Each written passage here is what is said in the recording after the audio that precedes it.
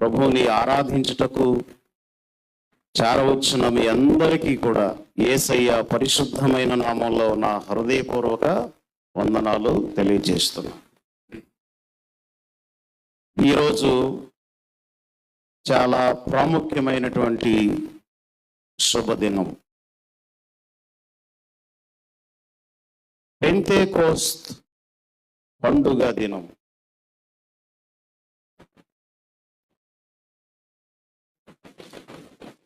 దీనికి అనుగుణంగా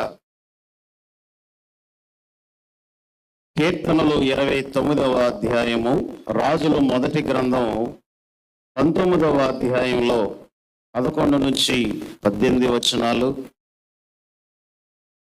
అపోస్తలుల కార్యములు 2వ అధ్యాయంలో 1 నుంచి 13 వచనాలు,